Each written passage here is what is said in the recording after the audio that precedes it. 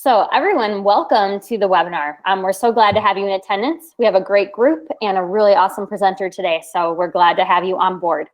My name is Abby Bauer, and I'm one of the associate editors at Hoard's Dairyman magazine, and I'd like to welcome you to this presentation today. The title is Incorporating Fatty Acids in Dairy Rations, and this webinar is brought to you by Hoard's Dairyman and University of Illinois. Our webinar producer is Jim Baltz from the University of Illinois, and behind the scenes on our team is our online media manager, Patty Hirchin.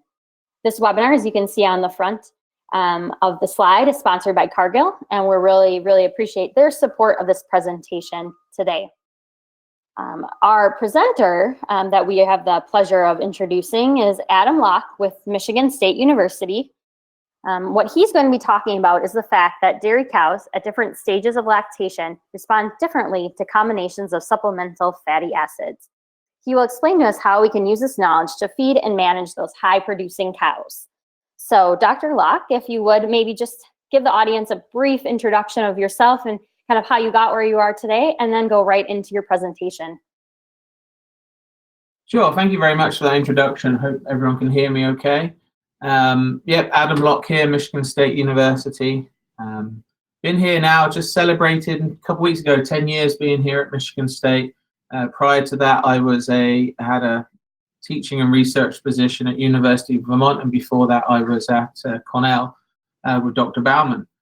My position here is research and extension, and my whole program's around fatty acids, lipid digestion, lipid metabolism in the dairy cows. So I appreciate the opportunity to be talking about some of the work my lab group have been doing here the last mostly 5 or 6 years here. And of course, this is a real team effort, and there's a lot of really good graduate and undergraduate students and lab managers that have done all of this work. So I'm very fortunate to work with a lot of great people and have the support and interest from industry there, which I greatly appreciate.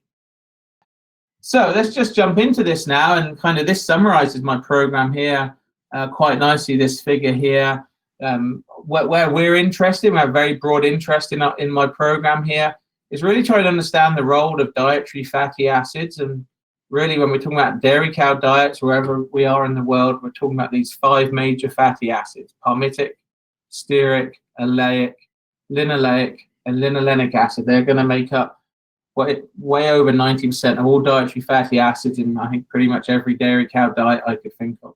And we were trying to understand some of the effects that some of these fatty acids have in the rumen, in the small intestine of the cow, and then what impacts they may have on milk production, particularly milk fat synthesis.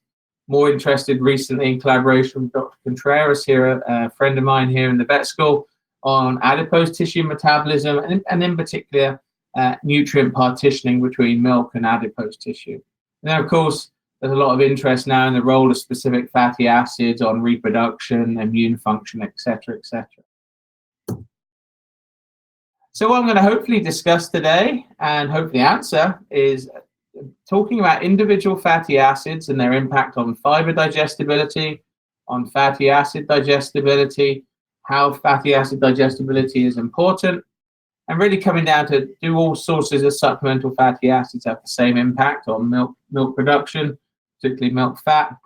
And then some newer things around, do cows at different levels of milk production respond differently to different fatty acids?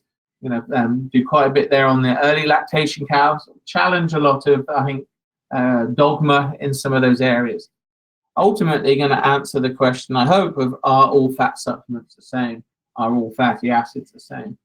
So where I see this going really is kind of where we've gone with crude protein the last 15, 20 years maybe, where we've moved beyond just talking about protein in the diet and discussing individual amino acids. And I think we're at the point now to start going forward on the fat side now, and not just thinking about fat in the diet, but thinking about individual fatty acids. So I think we have an initial question here that Hoard would like to answer. Yes. So this is your chance, everyone in the audience, to participate in the webinar actively. And our first question is more so just to get a feel of who is in the audience today. And the question here, why do you choose to feed fatty acid supplements to lactating cows? And there are some choices down below. You could answer, I do not feed fatty acid supplements. or use them to reduce body weight loss, increase yield of milk and milk components, improve reproduction, or it depends. So if you are in the audience, please take a moment, answer, select one of those answers. We'll give you just a few more seconds here. Looks like we have a good participation. Over 2/3 of the people have voted already. And I think, Jim, why don't we go ahead and close the poll? Excellent. And there you go, Dr. Locke. If you want to talk about these results at all, you can do that and then move on. Great. That's really interesting. I appreciate that. I think as I go around different parts of the country, I certainly see a greater use of feeding different fatty acid supplements, and I think that's borne out in some of these polls here.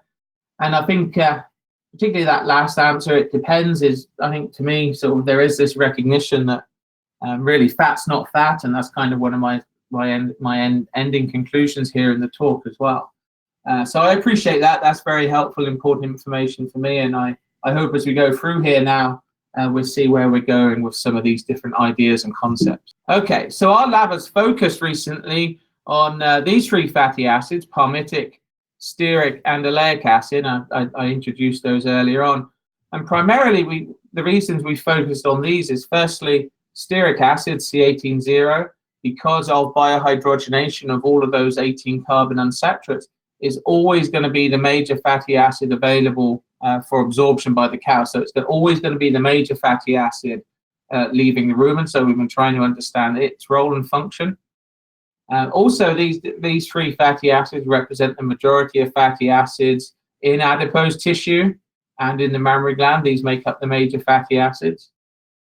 And then also, these are the three fatty acids that make up the bulk of those currently available dietary fatty acid supplements that are available. Now, I think all three of these fatty acids are important for dairy cow metabolism. Certainly, all ruminants are highly evolved to utilize stearic acid as the end product of biohydrogenation. I think all of these fatty acids are important.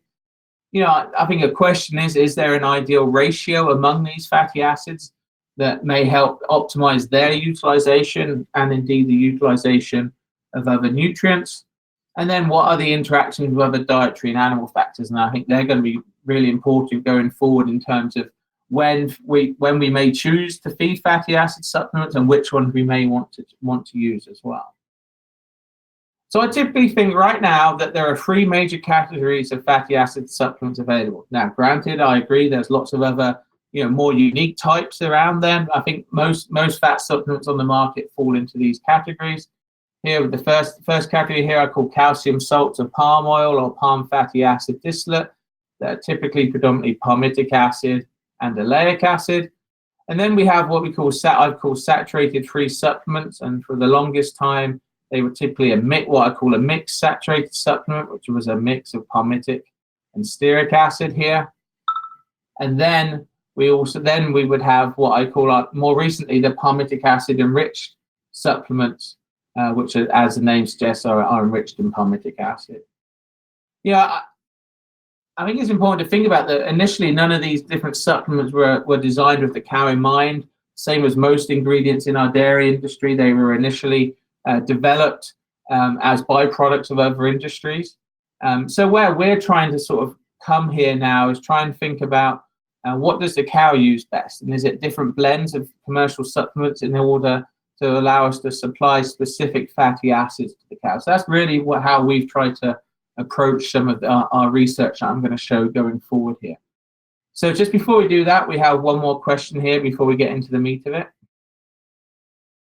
Yes, so this question is asking you guys in the audience, what fatty acid or fat supplements are you using in your dairy cow rations? The options here, please pick one of them. I do not feed any fat supplements. Using calcium salts of palm oil, the PFADs that Adam just mentioned, mixed saturated pills, palmitic acid enriched pills, or others such as tallow, oil seeds, or other calcium salt products. So if you would, take a moment here, pick one of these, and let us know what you're utilizing on your dairy. People are answering right now, so you're doing great. this is just an opportunity so that our presenter gets to know the audience a little bit better and can tailor the presentation a little bit differently if needed. So we're glad to have your votes. I think Jim, a good amount of answered, so why don't we close the polls now? And you'll see this one's really a little more all across the board, Dr. Locke. So if you want to discuss that, go right ahead. Oh, that's interesting there. There's a good blend of across the whole board of those major categories. And of course, I realized I had to limit the answers there, but it certainly would be interesting in the future to break out that other category as well. But certainly the last probably 5 to 10 years now, there's certainly been that uptick in that palmitic acid prills there. And obviously a lot of our work's focused in there. And I think there's, as you go through the talk here, there's a lot of opportunities with all of these different supplements. But I would say across all of these supplements, I think it's important to remember is not necessarily what the type of product is, calcium, salt, mixed or palmitic. It's really what are the fatty acids within each of those and what opportunities do we have for supplying specific fatty acids or blends of fatty acids going forward. So that's where I'm really mostly interested in this here. Thank you. That's very helpful for me as well.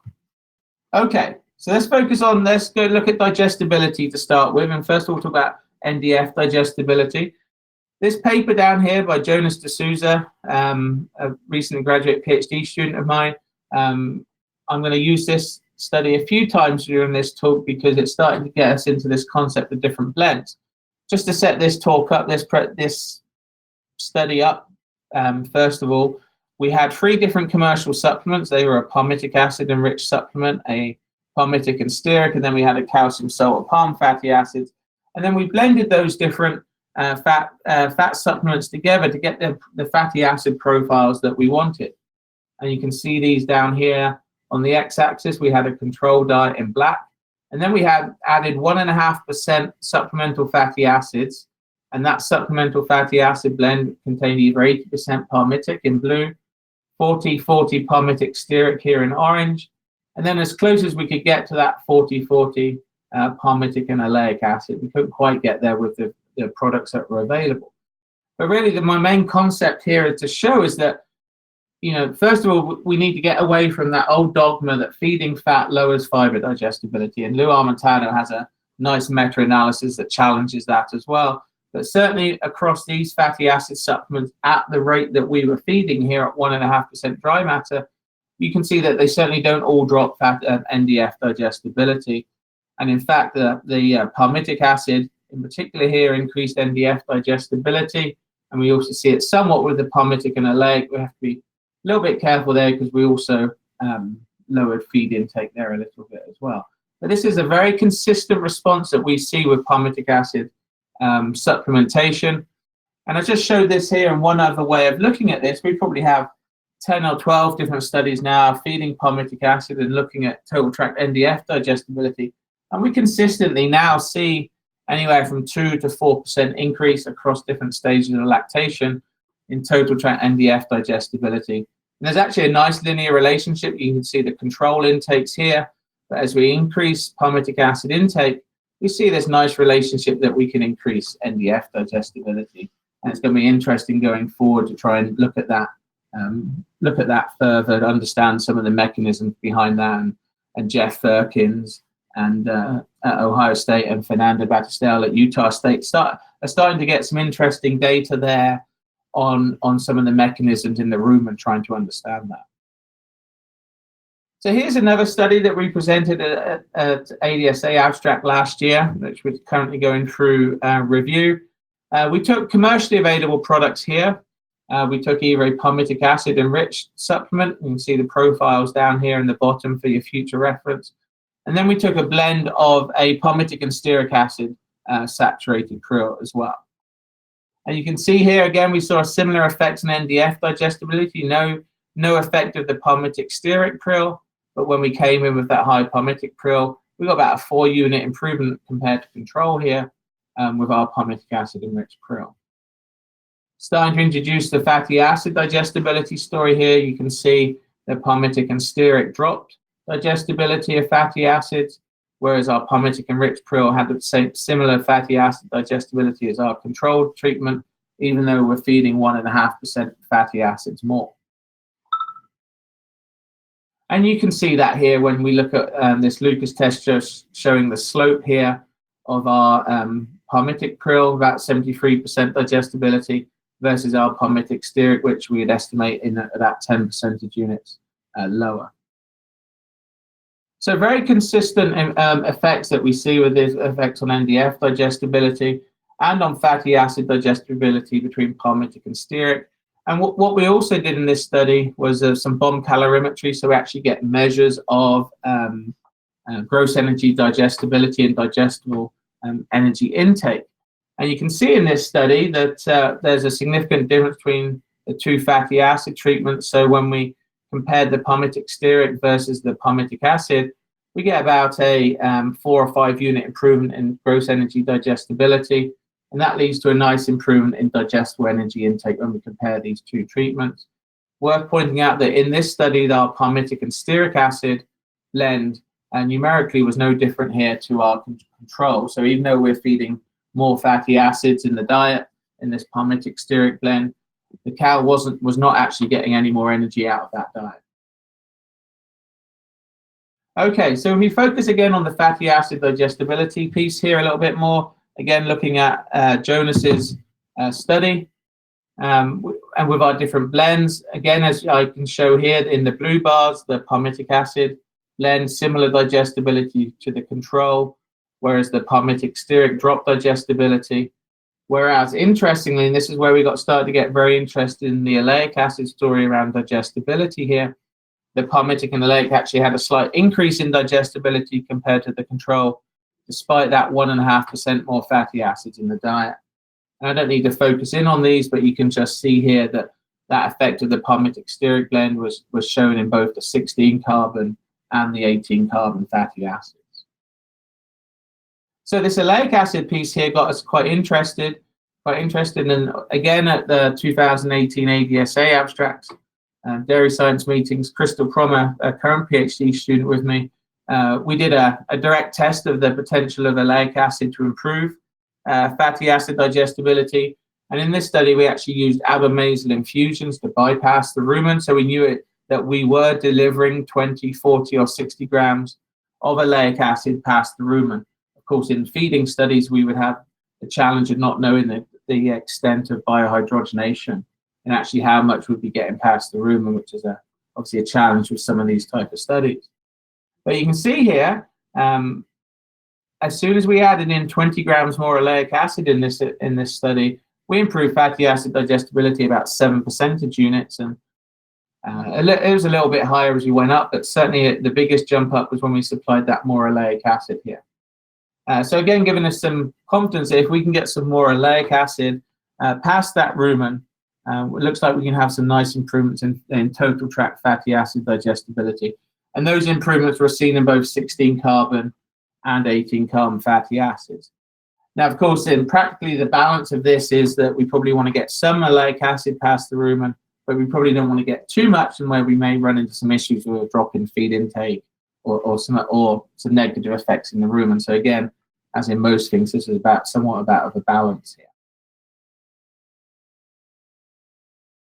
So I talked there about some of the digestibility work we've been doing, really just to sort of get into this idea that certainly palmitic, stearic, and oleic here can have some very different effects on fiber digestibility and fatty acid digestibility. Obviously, these are then going to have impacts on nutrient availability for the dairy cow. Next section here now, I'm going to give a quick summary of some of our production work we've been doing with individual fatty acids and fatty acid blends here. All of these studies, the next few slides are all going to be in post-peak cows, and most of these are typically in high-producing cows as well. But it's important to point out these studies, until I get to my fresh cow section, are all in post-peak cows. Obviously, I would imagine if we'd asked a question about why people, I think about 20% of people feed those palmitic acid-enriched prills, why they do that, one of the key reasons probably would be the increase in milk fat yield, milk fat percent that's observed with these palmitic acid-enriched prills. This is just a summary of data that we presented at Tri-State Dairy Nutrition Conference a couple of years ago. Again, similar to the NDF digestibility, where we get a nice linear increase. That the greater the palmitic acid intake of the cow, we can drive more milk fat yield. And this is milk fat yield. You can see the cluster down here on the left would be control in our data set control studies with no supplemental palmitic. And then as you can go up here, you can see a nice linear increase around about 22% roughly, or on average of the palmitic acid that's supplemented, you would find directly as increase in milk fatty acids. If you make the estimate, there's some errors around that, but the estimate of transfer efficiency of that palmitic in the diet into milk fat. And of course, you know, you've got the other fatty acids that would be absorbed, mostly palmitic, can be utilized for other purposes as well. But this is certainly the fatty acid with the most consistent increase, consistent and robust increases we see in milk fat percent, milk fat yield. This is a study we published last year. This was actually we did this study to look at, first of all, across a hotter period. We did it during the summer, and we also wanted to do some longer term studies because there had been some concerns with palmitic acid supplementation and maybe losing responses after a month or 6 weeks. So we took a commercially available palmitic acid supplement here, fed it for 10 weeks, I think from about mid-June on through the summer. And you can see in green there was the palmitic acid supplement, fed at 1.5% dry matter. And again, this is probably the study where we've seen some of the greatest responses in the summer months here. They actually ate more. We got more milk, more energy corrected milk. And we can see across that whole period there that compared to control, those responses were consistent. So I don't have any concerns with consistency there. Again, as I said, feed intake was up here in the summer, and you can see body weight, no differences in body weight here. And we can maybe address that later as well. I know there's some concerns about body weight loss with palmitic acid supplementation, but we don't see that in post-peak cows. What was interesting in this study is we had multiparous cows, and we also had heifers on the study. And it was interesting when we started to split that out that we did see some treatment by parity interactions for a few key measurements here. And here showing on the left is energy corrected milk. And you can see that in both cases, energy corrected milk went up in both groups, but it was greater in the multiparous cows, as you might expect. But we still got a nice just over 2 kilo increase in energy corrected milk in the heifers as well. And probably one of the reasons we saw these differences here is when we look at body weight change, it was actually in the heifers feeding the palmitic acid supplement, body weight gain increased on kilos per day more than it did in control, where that body weight change was positive for both the control and the palmitic acid supplemented cows in our multiparous cows. Again, both groups gaining body weight. So when we go back to our original blend study that I've talked about here, looking at energy corrected milk here, you can see, as you might expect from our discussions, the greatest energy corrected milk increases were with the palmitic acid enriched treatment, whereas both of our other treatments, both also, it's important to know, increase energy corrected milk compared to control, but not as much as with the palmitic treatment, as you'd imagine, because milk fat yield responses were greater with the palmitic acid enriched treatment. If we look at body weight change in this study, I mean, this is quite interesting here. The palmitic and the palmitic and stearic gain body weight in kilos per day to a similar extent to control treatments, all positively gaining body weight in these post-peak cows, whereas our palmitic and oleic treatment actually gained more body weight. So that palmitic and oleic treatment kind of intrigued us here when we first saw these results. Compared to control, they gave more energy corrected milk, and they put on more body weight gain. So we got quite interested in these effects of differences between palmitic and oleic specifically, and I'm going to come back to those here in a couple minutes. So just before I do that, one last look at this study that we did with commercially available palmitic and palmitic stearic supplements. I showed the effects on digestibility and particularly digestible energy intake earlier on. Again, the palmitic treatment gave more energy corrected milk than the palmitic and stearic, and that's primarily because fat yield was greater there. Interesting note, the palmitic stearic in this treatment fat yield was not any greater than the control treatment. Remember those negative effects we had on digestibility earlier on. And in body weight change, this is just numerical difference, is not significant. So all three groups gained body weight to a similar extent here. Again, this is post-peak cows. Certainly these palmitic treatment cows were not losing body weight, as you can see here. One quick study here. I get asked this occasionally now from a very commercial point of view. Most of the palmitic acid treatments available on the market are free fatty acids. There are some triglyceride-based products out there on the market now. So we did a study that was just published earlier this year to do a direct comparison between two different palmitic acid-enriched treatments. And you can see here on the left is our control treatment, in the middle our palmitic triglyceride treatment, and then on the right here our palmitic free fatty acid treatment. These two fats were added at 1.5% dry matter. This is interesting in this study. It's interesting in this study, the palmitic triglyceride reduced feed intake compared to the free fatty acid. This is only the second time we've ever seen a drop in feed intake with feeding palmitic acid treatments, and I think it's important to point out that this was a triglyceride supplement here, and we can talk about that later as well.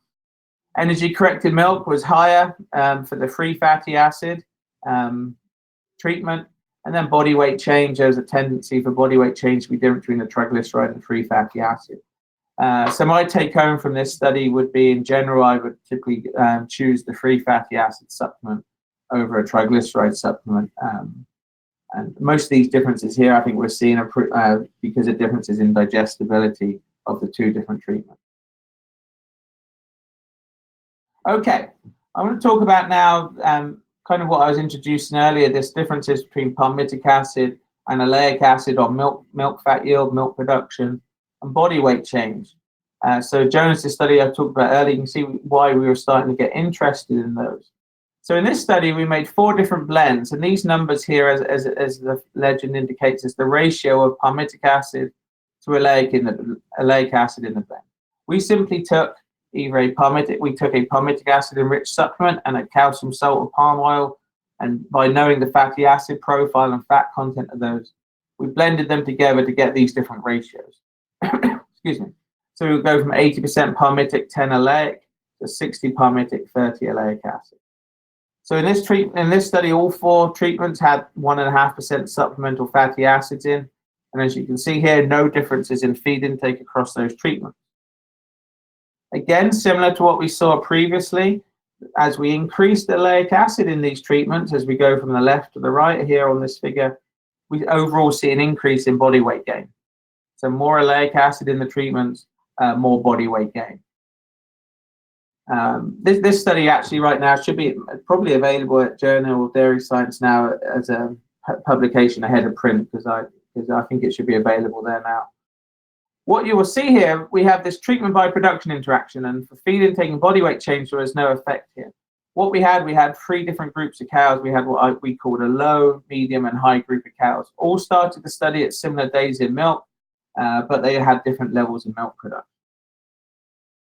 And I'm just showing the low and high here just to simplify this figure somewhat right now. But what was fascinating for us here was that we saw different responses to our fatty acid blends depending on the level of milk production that the cow started at. So I'm very cognizant that what we're calling our low group is a 40 to 45 kilo group of cows. I realize it's still a pretty good group of cows. But in this group, that high palmitic, lower oleic gave us the best energy corrected milk response. However, when we moved over to a very high group of cows that started the study at over 50 kilos in milk, as you increase the amount of oleic acid in that blend, we got a very large increase in energy corrected milk yield. And that's driven by fluid milk yield and milk fat yield in this study. So it's kind of fact that, this really opened up this concept to us. Again, these are all post-peak cows, that the amount, the level of milk production of these cows can certainly impact the response to different fatty acids, and starts to bring up this concept that different groups of cows at different levels of milk production may benefit from different types of fatty acid blends supplied to. Of course, this was a very large response here. We recently followed up that study. Marin Weston, who finished her master's with me last year, where we did a follow-up study using a model that Mike Allen's used for a number of years now, where we simply took cows across a wide range of milk production. You can see here on the right the range of milk production that we had. And then we just did a simple crossover study with either our 80-10 palmitic oleic blend or our 60-30 palmitic oleic blend. And again, the responses aren't quite as much difference here because we didn't have quite so many high producing cows here. But in general, you can see that response, that trend, that as you increase milk production of these cows, the cows responded better to the lower palmitic, higher oleic blend. And it was the opposite at those lower levels of milk production. Final study here to show in this section was a study that Alicia Birch, a master's student with me right now, just did recently, really to follow up on those studies, because of course when we have these 80-10 or 60-30 blends, most of that oleic acid is coming in as a calcium salt, and we didn't really know at that point, was the effects that we were seeing specifically due to the oleic acid, or was it due to 18 carbons, predominantly stearic acid, because a lot of that oleic acid will be getting biohydrogenated in the rumen. So we did this study where we made basically made 60-30 blends here of palmitic stearic in orange, and then palmitic and oleic in the purple here, in the middle and on the right here, compared to control. And then we had a low group of cows, again 40 odd kilos, high group over 50 kilos of milk. And then to me, if we focus on the high group here, it confirmed to us here that there was a direct effect of oleic acid in these very high producing cows. It may be on nutrient digestibility, or it may also be on partitioning post absorption, that we get that highest increase in energy corrected milk with that palmitic and oleic compared to the palmitic stearic and the control. Interesting, in that lower group of cows, we got the best response with the palmitic stearic in this study, with 60% palmitic, 30% stearic acid. So again, very interested in these differences particularly between palmitic and oleic acid in these post-peak cows here. So, okay, I just jumped on one too early. So next, I'd like to focus on some of our work in fresh cows, so in very early lactation cows. And by this, I'm talking about from calving, first 3 weeks of lactation. And I think this is where I'm really trying to hopefully challenge some more dogma in this case. I think we have our last question here now for Hort. Very good. All right, everyone in the audience, take a look at the screen here and vote for the answer that you think fits this question the best. Fat supplementation for early lactation cows, like Dr. Locke said, the first couple of weeks of lactation. What do you think that will do for them? Decrease feed intake, reduce body weight loss, improve milk production? Does it do all the above, or does it depend? So take a few moments here, pick the answer that you think fits the question the best. We've got people answering pretty quickly here, so that's a good sign. We'll give you a few more seconds, see what everyone thinks. All right, Jim, I think we can close the poll now. Everyone can see the answers up on the screen, and I think we've got a pretty wise audience out there. A majority is saying it depends. So Dr. Locke, I'll let you explain which answer is actually the best fit for your question. Yeah, I think, to be honest, I'm glad to see that there's such a high one on that it depends there. I think, there's reasons why different fat supplements have been used in these areas, and obviously one has been reducing body weight loss for a long time. To me, this sort of ties into our whole discussion around these different fatty acids really impact what type of response. So I think I could put together different fat blends or feed fat supplements that certainly would improve milk production or reduce body weight loss. I could certainly feed a fat supplement in a way that we'd get a drop in feed intake as well. But I think, again, it all depends. I know that's often a bit of a cop-out for someone like me saying, well, it depends. But as we move forward here, I hopefully show you that how some of these different fatty acids can have quite profound differences here. Okay. So I kind of like to use this slide to challenge this dogma. So for a long time, that dogma was don't feed supplemental fatty acid to cows that are already in negative energy balance because they're already mobilizing body fat. So why feed more fat to those cows? And if we look back at some older reviews on this, it was based on literature done in the 80s and early 90s. It was don't feed fat until maybe after the first month or 5 weeks of lactation. I think it's important to notice if you go back and look at some of that literature about what types of fats were used back then, and then what was the level of feeding. Often they were quite highly unsaturated fat, tallow or soy-based products, sometimes fed even at 2, 3, 4 or 5% or higher in the diet. So I kind of temper some of those sort of recommendations compared to the levels that we're feeding now and what type of fatty acids we're feeding now. So I hope these next few studies here do sort of help sort of people relate more to what we're doing now and maybe give some ideas for future opportunity. Again, just to sort of summarize some of our previous studies here, if you remember in post-peak cows, showing that palmitic acid certainly very good at increased energy corrected milk, but maybe in those higher producing cows, if we have a more balanced blend of palmitic and oleic in very high producing cows, we may get more energy corrected milk than we would with a higher palmitic at a lower level of production. But at the same time, we have data in post-peak cows that shows that those higher oleic acid levels in a fat supplement may help increase body weight gain in cows across different levels of milk production. Again, these are all post-peak cows. So this kind of sort of led to the series of studies we started doing in fresh cows now. First of all, starting with palmitic acid and then moving to looking at blends of palmitic and oleic acid. So after we and others had started doing a lot of work with palmitic acid and showing impacts on energy corrected milk, obviously the next question was what would happen in fresh cows. There was some concern around more energy corrected milk. Would that lead to more greater negative energy balance? Would feeding palmitic acid reduce dry matter intake, which we clearly never want in a fresh cow? And would there maybe be, because of those things, increased risk of metabolic disorders?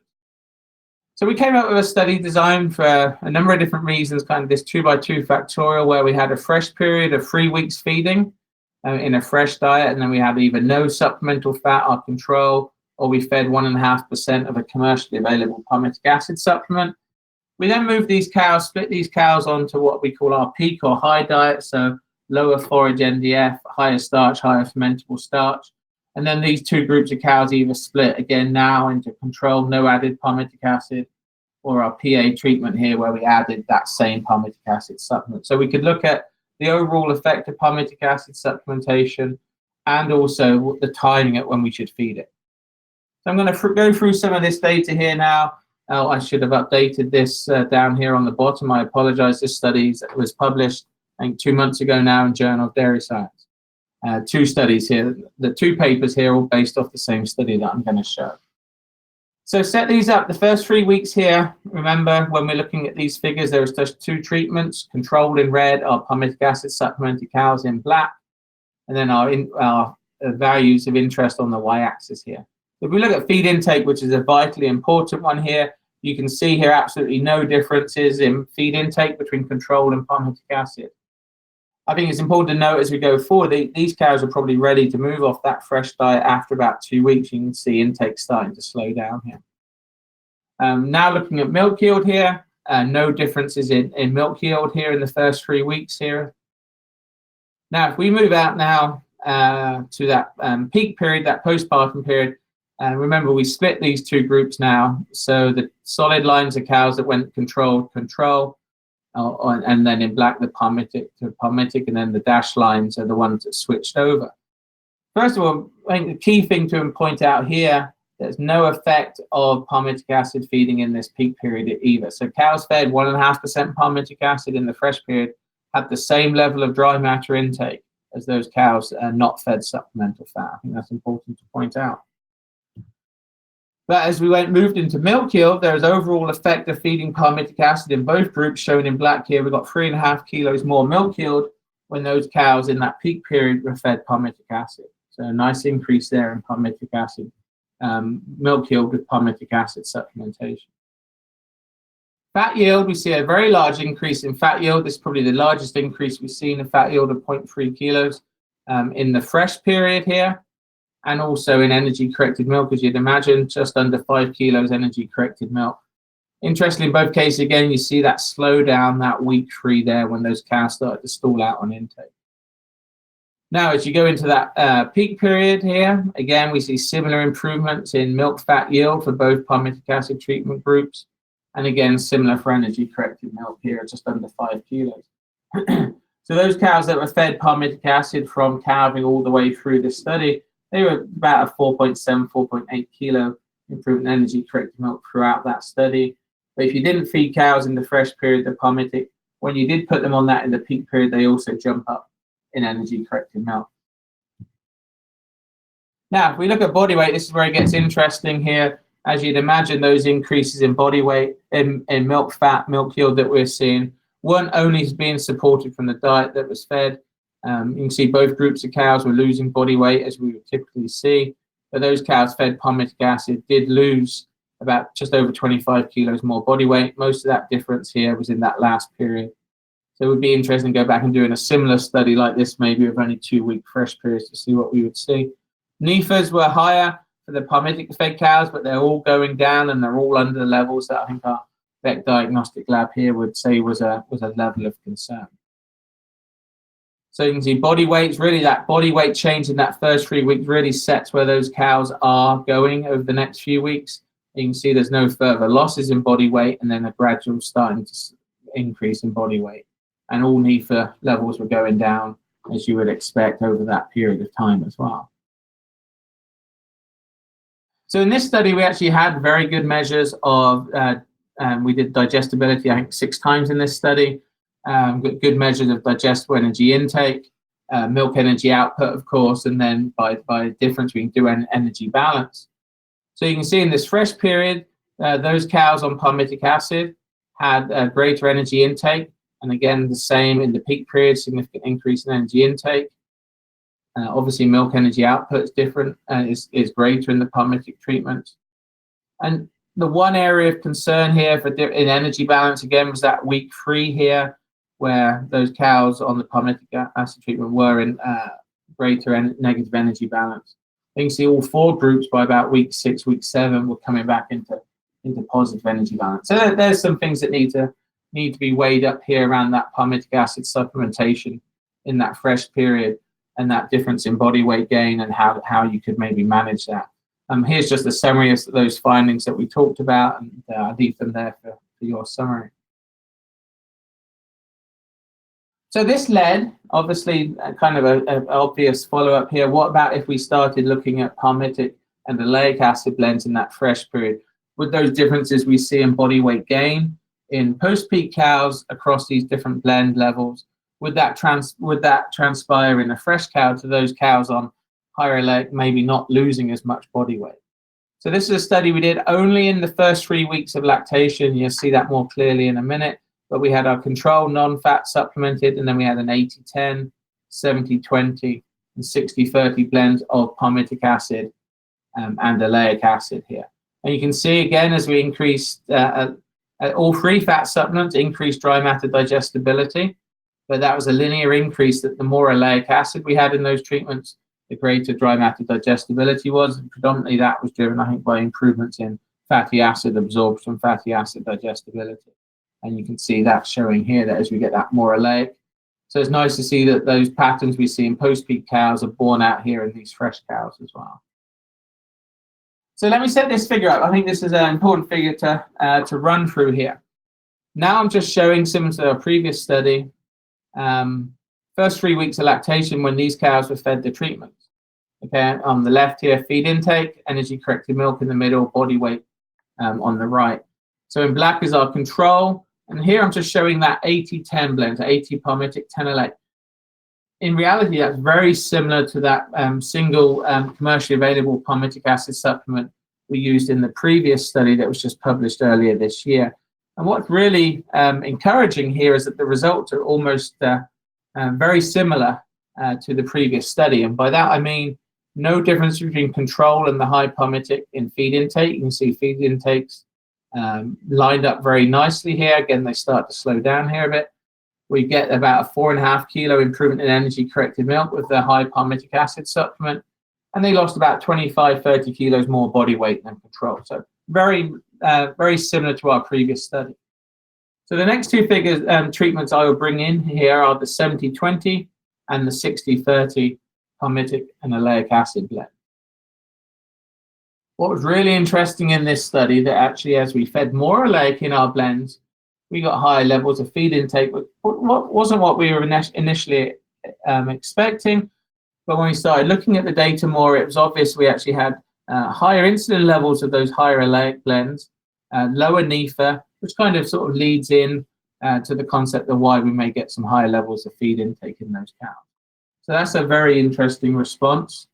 What was also interesting that is by week 2, those cows on those higher oleic blends got up to the same level of energy corrected milk as that high palmitic acid blend. But particularly for that 60-30 blend, their losses in body weight weren't as much as they were on that higher palmitic acid blend. You see the 70-20 and the control line up quite nicely here. So those higher oleic blends in the fresh cows in this study, they ate more, gave more energy corrected milk, and lost less body weight as a general kind of summary here. So that got us very interested in that. What we did do after the fresh period in these cows, we put them all on a common diet. So we moved all those cows onto a carryover or a common diet for the next 7 weeks during that period of peak lactation. So importantly here, there's just to the left of this green line that when the treatments were fed, and then onto the right of this green line, they're all fed exactly the same diet. So again, similar to what other people have shown with different types of nutrient changes, if you can impact milk production in this very early lactation period, we can potentially have some long-term, longer lasting effects. And across all 3 of our fatty acid blend treatments, they averaged over 4 kilos more energy corrected milk throughout that next 7 weeks, even though they were all fed the same diet. So if we can get these cows lined up very early in lactation, that can have some long-term important impacts.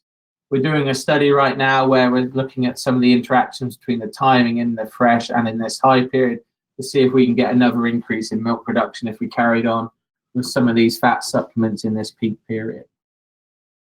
Again, you see the effects on body weight there, and it's really that first 3 weeks here that sets you up to where they're going to be, what they're going to be doing in the next few months of lactation. Again, a summary here. I think I've gone through this enough. This is here in the summary slides for you as well. And this is part of that follow-up study. It was just in the fresh period that Arnulfo Pineda, a postdoc with me, has been doing with John Newbold, who's now at the Scottish Agricultural College, looking at a 60-30 blend of palmitic as a calcium salt product here in fresh cows, and it's good to see here. We see some similar responses where we get more energy corrected milk in that early lactation period with this palmitic oleic blend, and they're not losing any more body weight than the control cows. So again, nice to start to see some consistency in responses as we go across here. I think this is the final data slide I'm going to show. This is very exciting work that I've been doing with Andreas Contreras in our vet school. We presented it as an abstract at Dairy Science this summer. Of course, all these studies I've been talking about in the fresh cow, they're feeding studies. So most of that oleic, as I alluded to earlier, is coming in as a calcium salt. Again, we're not sure how much oleic acid is necessarily getting past the rumen to have effects in the small intestine and post-absorption as well.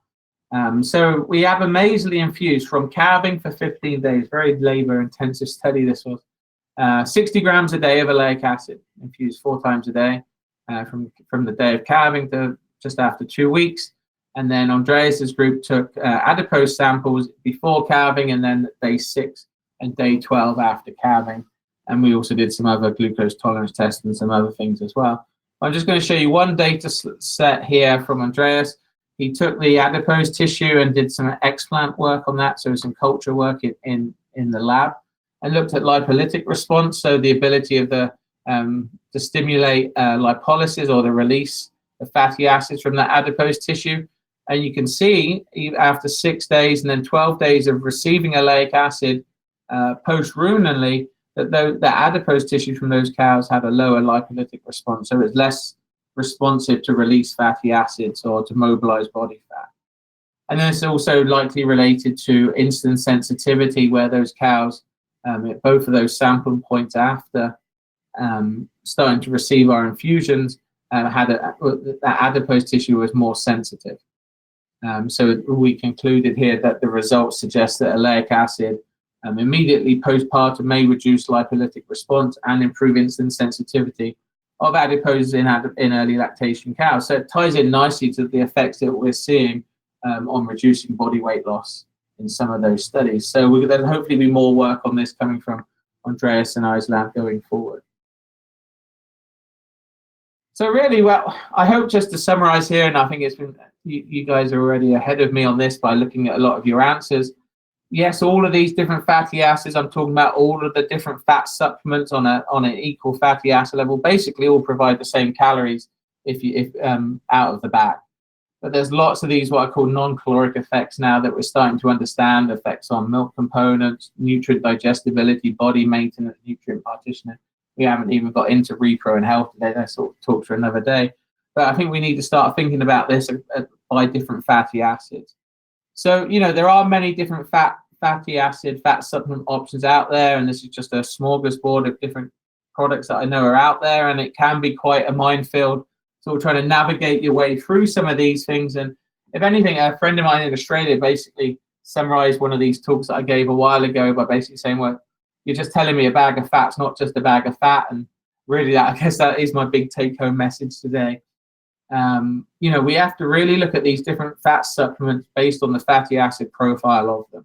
And it's those fatty acids, that blend of fatty acids in those supplements, I think is the first factor in going to determining the response that you're going to see to that supplement. So next time someone's looking at selling you or utilizing a different fat supplement on farm, number one question I would always have is, what's the fatty acid profile of it?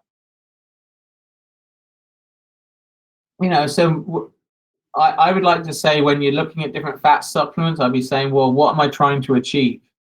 What's my goal of why do I want to feed that fat supplement? And everyone in the audience would have different reasons and different answers to that, as we saw earlier.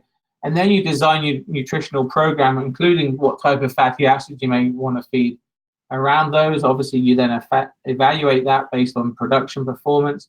Of course, there are a number of factors that you can't measure in the tank as well, such as energy balance, body weight, reproduction, etc. And then, of course, you guys are much better able to look at this on a day-to-day basis, but that marginal return or the economics of some of these responses as well. I think I'm just going to go through these pretty quickly because you have them here. We've got this understanding of fatty acid and digestion metabolism. I think it's improved from research from here and other labs significantly over the last few decades. Hopefully, I've presented research today on how different fatty acids respond differently, the combination of fatty acids. I think it's important to think about what these effects that the fatty acids may have in the rumen, in the small intestine, on nutrient digestibility, in the mammary gland, and then on energy or nutrient partitioning between tissues. I think digestibility is a good first indicator of the inclusion of a fat supplement in the diet or not, and assuming it doesn't markedly affect feed intake. I hope I showed data today shows that supplemental fatty acids in the fresh period should be considered, and that we can maybe see some nice increases in performance in fresh cows and sort of challenge some of that older dogma about not feeding supplemental fat in those periods. Here's kind of our big summary around palmitic acid and palmitic and oleic acid, and then the effects that they may have as carryover effects in early lactation. And, I often say, hopefully we carry on improving our understanding and then trying to apply that to the feeding and management of today's cows. And I hope this presentation has been helpful for that. I always like to think if I was advising my dad on what I'd be using right now on his dairy farm back in England, I would probably be looking at some combination of palmitic and oleic acid in different diets. If I had the ability to do that across different dietary groups, I'd be looking at different combinations of that. But my major two fatty acids right now in the supplement probably would be palmitic acid and oleic acid. I need to thank a lot of different people. I've mentioned some of my students. I've missed out some, and I apologize for that. Lots of different groups and companies that have helped support this research in the past as well. There's my email address if anyone wants to follow up with any questions. and comments, and I think I can pass it back over to Hordes now. So thank you very much again for this opportunity. Dr. Locke, thank you very much. Great presentation. A lot of information to share there. I have a few pieces of information to share with all of you in the audience. First of all, we want to make sure and thank Dr. Locke and Cargill for that presentation on fatty acids. Looking forward here, our next two webinars are up on the screen. In October on the 14th, we have a presentation by Robert Hagevort from New Mexico State University, and he will be giving a presentation titled, "How much does the welfare of people affect the welfare of animals?" And that webinar will be sponsored by Beef Quality Assurance, the National Farm Program, and the Beef Checkoff. Then in November, we have a presentation titled "A Feed and Forage Outlook," given by Mike Hutchins from the University of Illinois and Mike Rankin, our hay and forage grower managing editor. And that presentation will be sponsored by Kuhn. So mark your calendar and look forward to those future presentations there.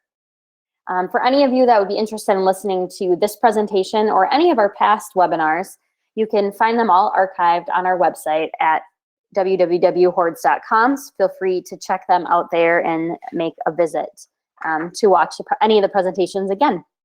Also want to draw your attention to another webinar that we have coming up. This one will be sponsored by Pioneer, and it is titled "Guidelines for Selecting a Silage Hybrid." The presentation will be given by Dr. Bill Mahana, and that will take place on October 28th, same time as usual, the 12 to 1 p.m. Central Time slot, just a different day. So kind of a bonus webinar, that one once again being sponsored by Pioneer.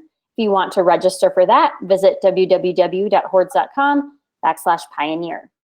And this is just an opportunity once again to thank Cargill for sponsoring this presentation on fatty acids in the dairy ration. We'll try to get through everyone's questions right now. So first one here is from the United Kingdom, a listener there. Given that many C16 supplemental fats are derived from palm oil, which is a scarce resource from rainforest habitats, are there some homegrown or more temperate climate alternatives that people could use? Oh, good question, Bruce. So when with palm oil, obviously, as I showed in one of my early slides, is a good source of palmitic and oleic acid, and there's a lot of opportunities for fractionation of that to get different fractions of that used in so many different applications that you can't even list them all. Most oil seeds contain palmitic and oleic acid. Most more temperate vegetable oils would be more palmitic, and linoleic would be the major. I'm thinking soy and cottonseed. Probably canola, rape would be the one that would have palmitic and oleic acid in the highest proportions, but that would probably be the only one that would have something that would be somewhat similar to palmitic with the palmitic and oleic. Tallow would be similar as well, but depending on where in the world that those different options. But in most cases, I'd be wanting to fractionate that out to avoid some of the more unsaturated in there. But there are some other options like that. But palm is certainly a very large resource for a lot of this, and most of the time the supplements that the streams that we're receiving are somewhat byproducts again from human primary uses for food or for cosmetics and things like that. But a very good question. Very good. There we go. Our next question comes from a listener in Egypt, and they ask, what impact does the stage of forage harvesting have on fatty acid content in silage and hay that may be growing in a hot weather climate? Okay, I didn't really touch on that in the talk here, but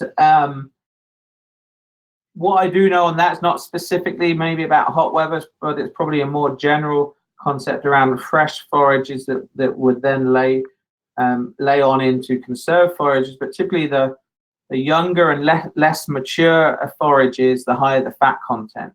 And I'm particularly thinking about grasses in this case. A lot of my data I have is from some work I've been doing in Australia. I've seen similar data in Europe so basically the greater the proportion of leaf that you have compared to stem, you're always going to have higher fat content, because most of those fatty acids or the lipid in a grass are in the leaf. So the less mature, the younger the plant, you're going to have higher fatty acid content. And as that plant matures, it's going to go lower in fatty acid content. Fatty acid profile is pretty similar, but it's majorly done on the fatty acid content. This was another question that came in before the presentation. So I know you've touched on this some, but why do high palmitic fatty acid supplements consistently decrease dry matter intake? Oh, okay. I'm not sure where that observation would have come from, because that's certainly not anything that we see.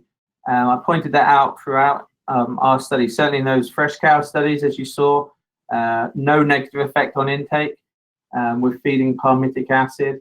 In fact, we had Jose Nato, a postdoc in my lab, and a PhD student in my lab, had an abstract at Dairy Science this year doing a meta-analysis where there were 20 treatments feeding palmitic acid compared to controls, and there was no effect on positive or negative on feed intake with a P of about 0.85, I think. So absolutely no indication.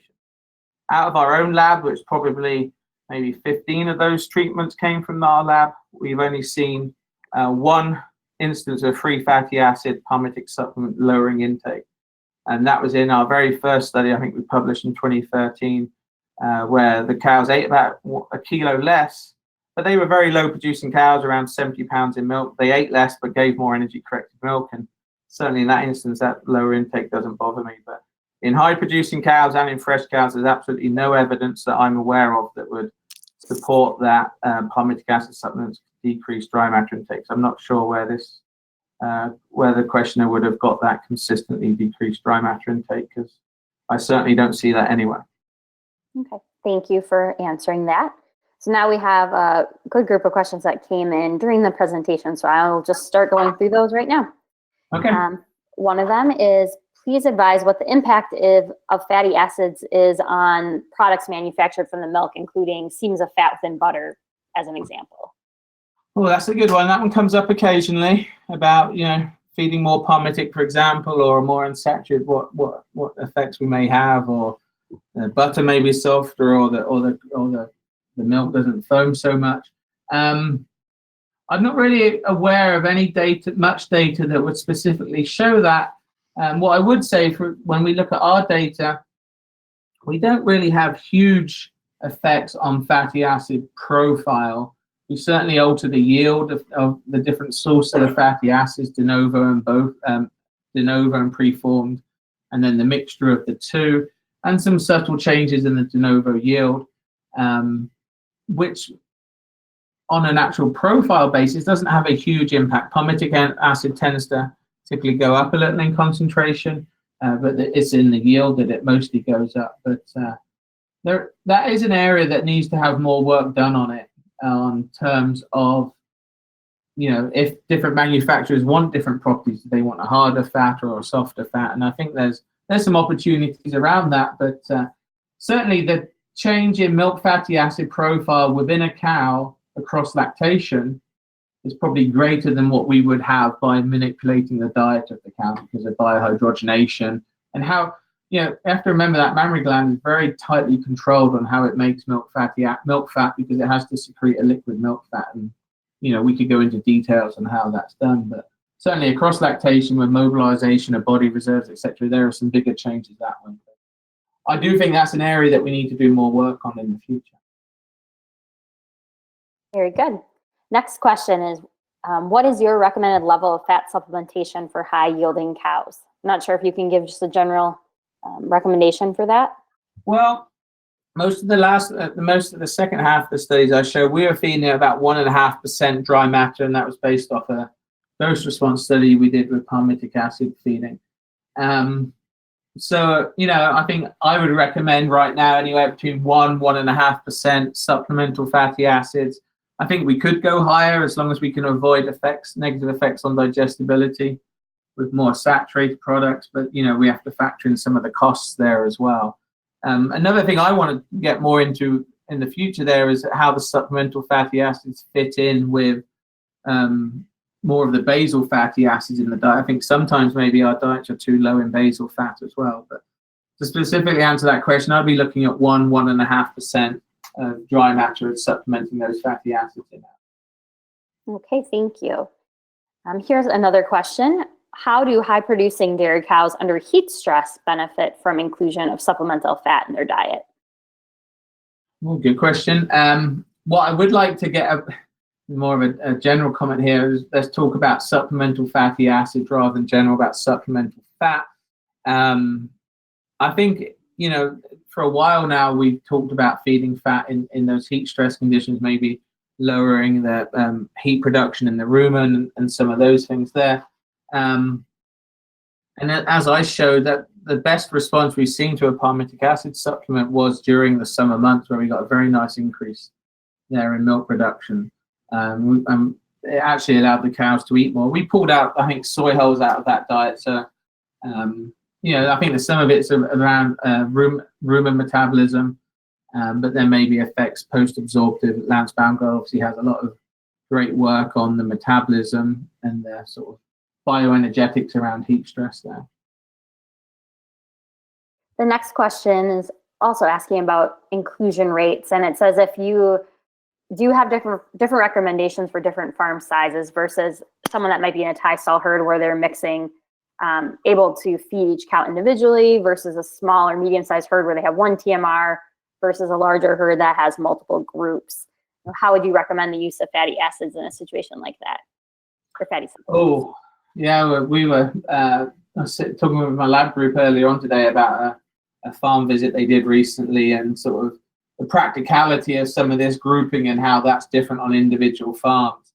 And that is very farm dependent, maybe somewhat size dependent, but it's probably more on pen numbers and pen sizes and some of those logistics.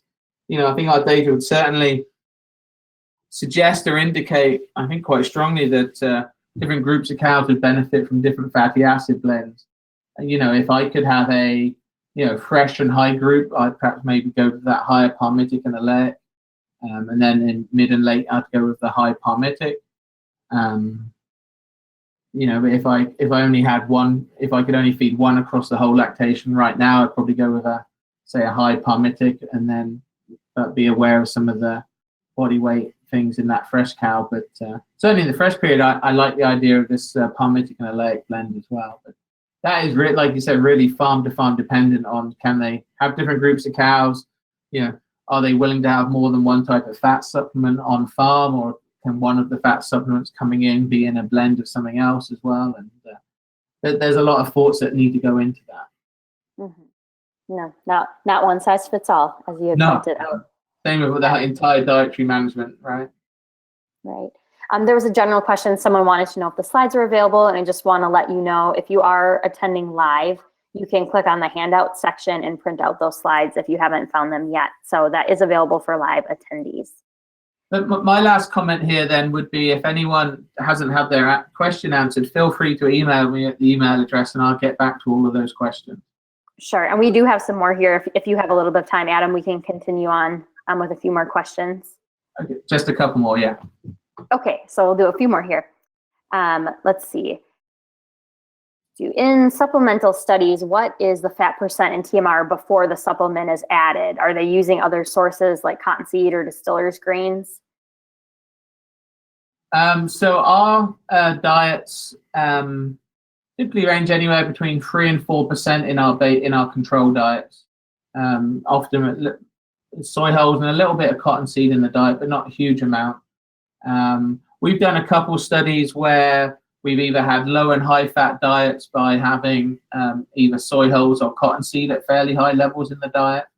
And that's an area that we need to look at more, as some of that interactions between supplemental fatty acids and basal levels in the diet. But most of the studies I showed here today, I think we were somewhere in that low 3s in our basal diet, and then we added that 1.5% in. Okay, good. Here's a question. How much of total fat in the ration should come from supplemental fat sources? Do you have any comments on that? I think it's the same answer as earlier on, that 1.5% supplemental fatty acids. Okay. I think we could go higher in the future if the economics worked out and we could come up with the blends that we didn't see drop-offs in digestibility at very high levels. Okay. And any studies or information on the effects of ketosis, feeding supplemental fats, and how that affects the rate of ketosis in cows? Oh, that's not my area per se. I mean, the fresh cow studies I showed, they were not focused on metabolic health or anything, but certainly there was no evidence of any differences in ketosis, metritis, mastitis, etc. across those. But I don't have any other data myself on ketosis per se. Okay. Yeah, and I think there's a couple of questions about health coming up here, but I think I know we've had you answer a lot. So if there are some additional questions here, we can pass them on to Dr. Locke, or as he said, if you have any additional questions, his email address was on the screen before, so you can feel free to reach out to him that way. But once again, I just want to give a big thank you to Adam for this presentation. Obviously, a lot of interest out there. So thanks for sharing so much of the research that you've done and being willing to answer so many questions. Definitely thank you for that. No, you're welcome. It's been fun. Thank you. You're welcome. We also want to once again recognize that Cargill was a sponsor, and we appreciate their support of this webinar. And then to all of you in the audience, we still have a large group listening, and we thank you for taking the time to attend.